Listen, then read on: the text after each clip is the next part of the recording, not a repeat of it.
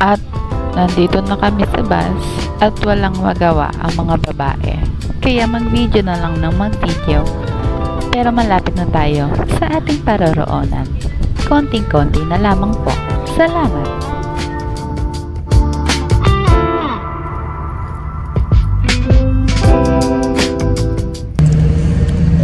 Nasa La Union na kami, and I think this is the start of my misery, ang big vlogs.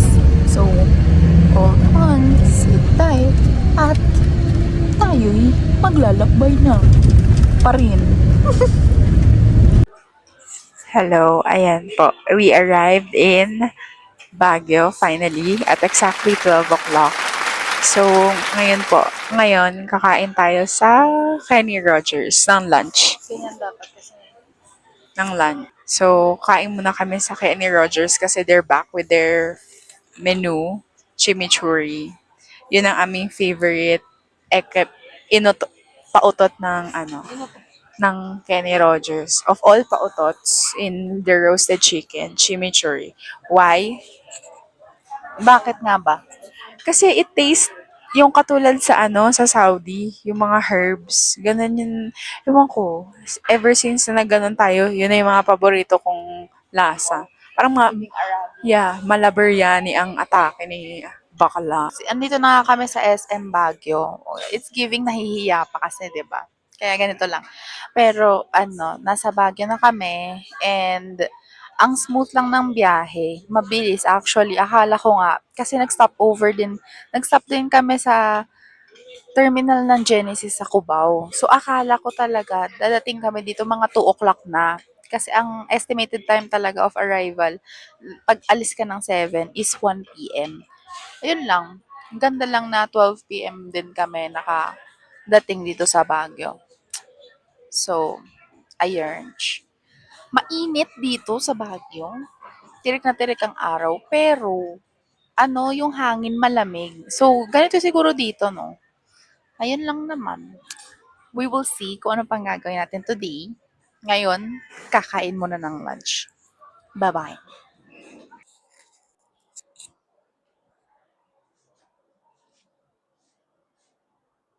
Hello! And we are here in Uphill Hotel Baguio. Ayan, yan ang pagsistayan natin for 5 days. Tama ba? 5 days? 4 days lang daw pala. Whatever. Pero ayun na nga. Quick room tour lang tayo. So, dito, ang ating malalagyan ng damit. Pwede mo lagay dito yung luggage. And meron na silang pinrovide na slippers. Tapos, hingal na hingal. Ito naman ang ating CR na hindi na muna natin bubuksan. And, go. Meron tayong free water, may percolator, at may tea, may mga baso. Yan. Tapos, ating 2 double beds. So, perfect tong room na to for 4 people. And syempre, nasa Baguio, wala tayong aircon, pero meron namang electric fan. Ayan. Tapos, meron ding balcony. At ito ang ating view. Pakita mo muna, camera girl.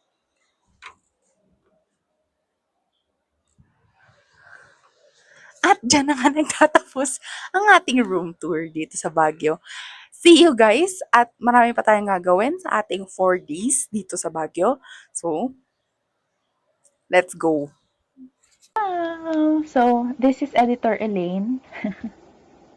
At hindi ito ang last time na makikita niyo ako sa video na to. Wearing the same shirt. Wow, nice. May kwento kasi, wala akong footage nung ginawa namin nung the rest of day 1. Ginawa namin yan after is pumunta kami ng Burnham Park, naglakad-lakad kami doon, and nung gabi na like medyo hapon na rin noon, and medyo madilim na, and unfortunately, wala akong footage of that. May pa ba? Charis. Madami kaya nga makikita nyo pa ako for the rest of this video kasi marami tayong mga ganong mga nawawala yung mga footage Tagal na kasi nito guys. So, anyway, So we went to Burnham Park and naglakad-lakad lang kami. We bought strawberry ice cream. Hindi na rin namin na-try yung bike. And hindi na rin kami nakabalik ng Burnham Park. Yes, love it for us. Pero, okay lang yun. Babalik pa tayo ng Baguio. Woo! Pero ayun na nga, so after Burnham Park, we went to Good Taste for dinner. Okay, so yung namin noon, last destination of the day was Good Taste. And masarap yung pagkain, super. Ayun lang, medyo masama lang, hindi grabe yung masama. Hindi lang maganda yung experience namin sa Good Taste. Kasi hindi yung Good Taste, yung pinuntahan namin Good Taste, hindi yung pinaka main branch, which is yung maraming tao yung malapit sa Burnham Park. Medyo naglakad pa kami ng medyo malayo sa parang ibang branch niya. And then, ang tagal naming naghintay ng food. I think we waited for an hour and a half. Wow, an hour and a half. So, for 1 hour and 30 minutes, nakaupo lang kami doon. Naghihintay. Kung kailan ba dadating yung food namin. No, pero ako, okay lang, go. Try nyo yung Good Taste. Pero, parang hindi na siya recommended. For me hindi ko na siya maire-recommend. Kasi, lalo na kung gutom na gutom ka na, Diyos ko, sasama na lang yung loob. Sasama na lang yung loob mo doon. Ay, parang, maiinis ka lang. Yun. Masarap yung food. Just expect siguro na medyo matagal yung waiting hours. Or kaya naman sobrang daming tao. That's it. Hello guys, good morning. This is our day 2 sa Baguio at breakfast muna tayo. Grabe yung mga mukha, parang bloated. It is bloated. Life is bloated. Yun lang, tara na.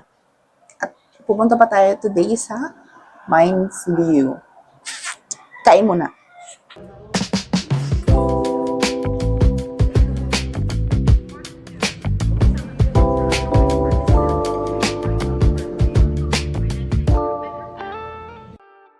Hello! So, ito na nga po, si Editor Elaine na grabe ang tawag dyan?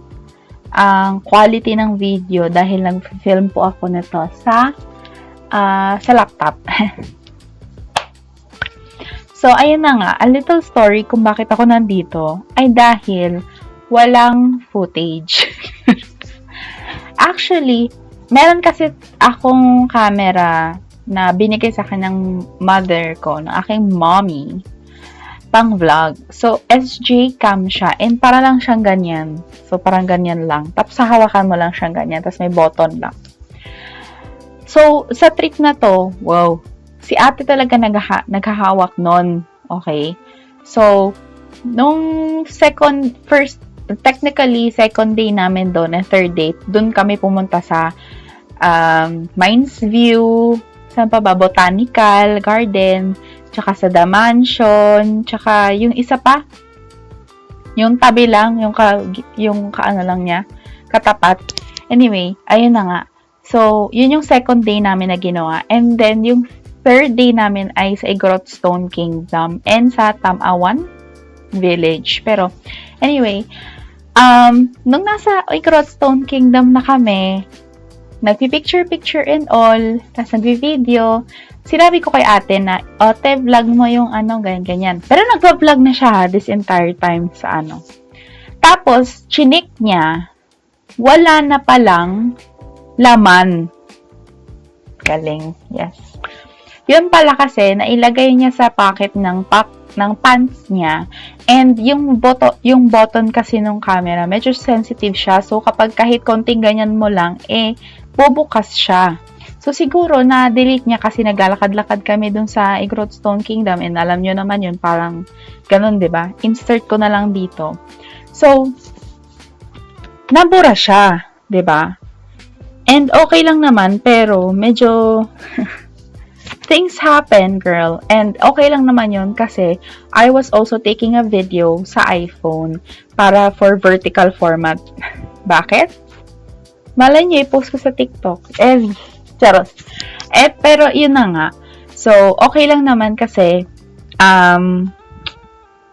Ipopost ko rin naman siya sa, ay hindi, I was taking a video din naman sa iPhone. So, yan ang mga mapapanood yung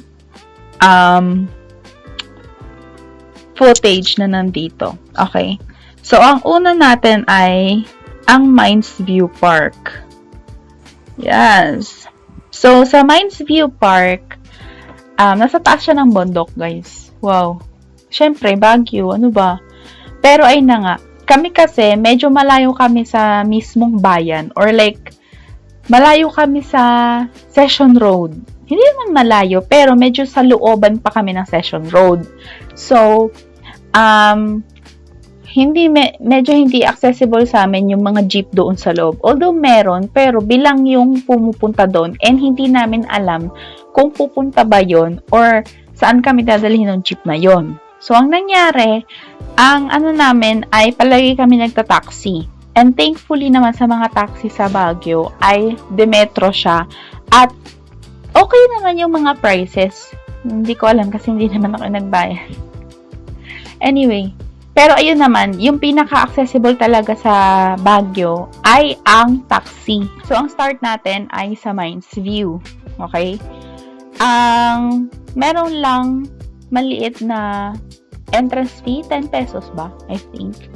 Ayun. Tapos, syempre, alam nyo naman yung Mines View. Ayan siya. Diba? Diyan magpipicture. Siguraduhin nyo lang, guys, na if you are gonna go to Mines View Park, go early. Or, gusto ko rin siya itry ng like sa hapon for sunset. Pero, ay na nga, go early dahil pag medyo tanghali na kayo pumunta, katulad namin, mainit, tirik na tirik ang araw, at sobrang daming tao. Pero kung hindi naman yun ano sa inyo, and ayaw nyo gumising na maaga, anong pakialam? Lahat naman tayo tao dito. Mag-picture ka dyan, walang pakialam. Anyway, dami sinabi. Ayun na nga. So, Mines View Park is an overlooked park on the northeastern outskirts of Baguio in the Philippines. From Wikipedia. Wow. Alam niyo naman yan, guys. So, ayan siya. Yes? Yes. Tapos, ang sunod naming pinuntahan ay ang Wright Park. Okay? So, paano kami pumunta sa Wright Park? So, inuna muna namin, nag-taxi kami from our accommodation sa Uphill Hotel Baguio. Nag-taxi kami papuntang Mines View Park. And then, sa tapat lang ay sa entrance mismo ng Mines View, merong naghihintay dyan na mga jeep. So, sumakay lang kayo doon, ibababa na niya kayo. So, lahat doon pwede. Magsasabi naman yan, may barter doon na parang, barter? Tama ba yun? Yung nagtatawag na, okay, Wright Park, the mansion, whatever. So, sumakay na kami doon and ang ano lang doon is binaba kami sa likod. Or sa likod ba? Sa baba. So, sa ibang daan siya. So, ang ginawa namin ay umakyat kami ng hagdan. Wow! Grabe. Tuhod mo, day. Pero kung sanay ka naman sa akyatan, walang sakay. Go. Mabilis lang naman siya. Hindi naman siya super dami. Hindi naman siya katulad sa grotto or whatever. Mabilis lang siya. Yun lang. Syempre, mainit. And steps pa rin naman yan. Marami pa rin siyang hagdan. So, ayun lang. So, ang Wright Park ay most famous for horseback riding. Nandun sa baba yung horseback riding. And yung Pool of Pines, which is yung ito. Yung mahaba. Mahaba yan siya na parang fountain. And yan lang. Yun yung pinakaano ng The Wright Park. And then, after nyan, ay pumunta na kami sa The Mansion. So, nagsisearch kasi ako. So, ang The Mansion in Baguio City is the official summer residence of the Philippine President, of the President of the Philippines. So guys, pwede dito mag-tour actually sa The Mansion, pero hindi na kami nag-tour kasi wag na guys, daming tao. Pero kasi ang tour niyan is ayan o, magpapa-reserve kasi kayo niyan. To step inside and view the presidential memorabilia, you must reserve a guided tour at least 3 working days in advance via the Baguio Mansion tour form on the Malacanang Heritage Mansion's website. So, kailangan nyo muna mag-reserve 3 days in advance para makapasok kayo ng The Mansion. So, hindi namin yung ginawa and it's okay naman. Walang problema. So, this was actually originally built in 1908 by the American architect William E. Parsons. The estate initially served as a summer headquarters for American governors general. So, ayun na nga. So, ang next ay ang The Botanical Garden. So, ang Botanical Garden ay, for me, nung pumunta kami dito, ayan siya. Medyo, siguro sa sobrang init na rin, hindi siya, yung mga flowers is hindi matingkad. Daming arte. Pero, feeling ko naman, ano siya, worth it naman for me, I think. Ayun lang, meron siyang entrance fee na for tourists. Ewan ko, I don't remember. Pero meron siyang, bakit hindi ko maalala? Ang tagal na kasi nito, guys. So, meron siyang 100 pesos ata for tourists. Tapos, meron namang for Baguio residents. Tapos, for children and for, PWDs. Pero, ayun na nga. Sabi dito, must-see spots, Philippine-Japanese Friendship Garden. Pero ang pinaka-bet ko na space or lugar dito sa Botanical Garden is yung Orchidarium. Basta yan. Ang cute. It's giving. Para siyang Singapore. Kahit di pa ako nakakapunta doon. Pero maganda siya, guys. So, check it out. Maganda siya. Wait lang. Botanical Garden is a serene, pine-shaded oasis located along Leonard Wood Road between Wright Park and Teachers Camp. It features themed international friendship gardens, a World War II Japanese tunnel, and indigenous Ifugao huts where you can rent traditional Cordilleran costumes for photos. Ay na nga. So, meron akong footage na nandun kami sa loob ng Japanese tunnels. Look at this, guys. Look at this. Tapos, meron na yung paiga. So, yun muna. Let's see the footage. And we're going into the Japanese tunnel. Japanese tunnel. Nothing, lang. Para hindi kayo magkasalamuhan. Ngayon. So, nandito kami sa loob ng tunnel. Yes. Basa. It's a mist. Hindi ko namin alam. Saan ba ito papunta? Parang may lusutan eh. Pwede dyan tayo.